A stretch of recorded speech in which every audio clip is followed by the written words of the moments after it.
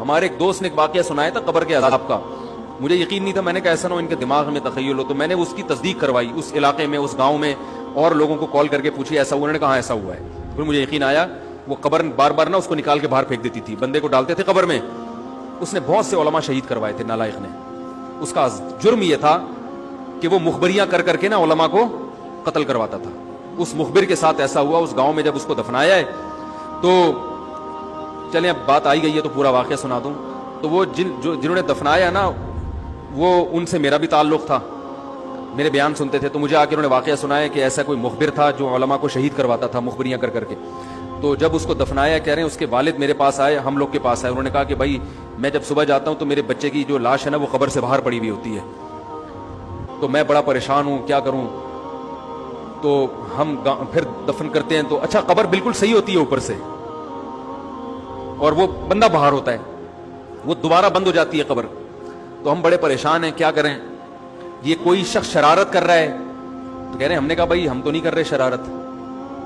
کہا تو اگر دوسرا ہم شرارت کوئی کر بھی رہا ہوتا تو قبر کو خود ہی بھی تو ہونا. تو انہوں نے کہا, پھر یہ مشورہ انہوں نے ان کو دیا کہ تم ایسا کرو, لڑکا جو قتل ہوا, جو مرا تھا نا, جو قبر میں تھا, جس کی لاش باہر, نوجوان تھا, وہ بڑا مخبر آدمی تھا, وہاں کے گاؤں کے لوگوں نے بتایا. تو اس کی لاش جب باہر پڑی ہوتی تو باپ اور بھائی کو لوگوں نے مشورہ دیا اس لڑکے کے کہ تم لوگ رات کو قبرستان میں جا کے بیٹھ جاؤ, پہرا دو کہ کون آتا ہے نکال کے جاتا ہے اور قبر کو پیک کر کے چلا جاتا ہے.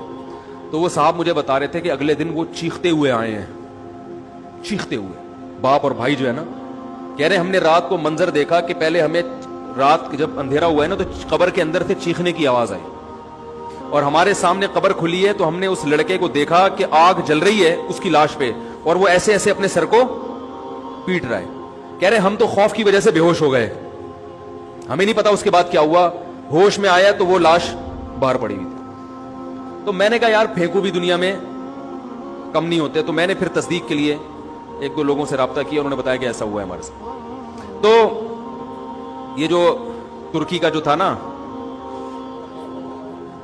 اتا ترک, وہ مصطفیٰ کمال کو میں اکثر بیچارے کو کمال اتا ترک جو ہے نا, تو وہ غلطی سے کئی دفعہ میں نے کمال اتا ترک کے چکر میں مصطفیٰ کمال کا واقعہ بیان کر دیا. وہ مصطفیٰ کمال کا نہیں ہے, وہ کمال اتا ترک ہے. تو بھائی مصطفیٰ کمال اگر سن رہے ہو تو پیش کی معذرت. تو کمال اتا ترک کا بھی یہی ہوا ہے, مسلمانوں کا قاتل تھا, علماء کا قاتل تھا. ترکی سے خلافت اسلامیہ کو اس نے ختم کر دیا.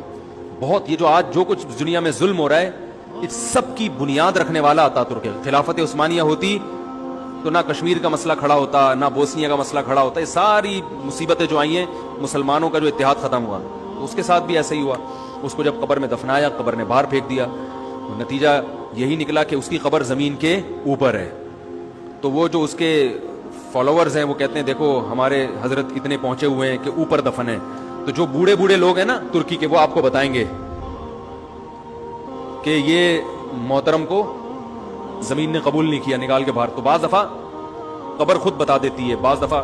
اچھا مجھے چلیں چھوڑیں, بات سے بات نکل جائے گی, وہ ہمارا موضوع رہ جائے گا. تو فرشتہ کہاں پہنچا, قریب, ہاں واپس چلا گیا تھا فرشتہ, ٹھیک ہے. تو وہ بالکل قریب آ کے واپس چلا گیا. تو ایسا ہوتا ہے, بعض دفعہ ہوتا ہے, ایسے واقعات ہیں بہت سارے.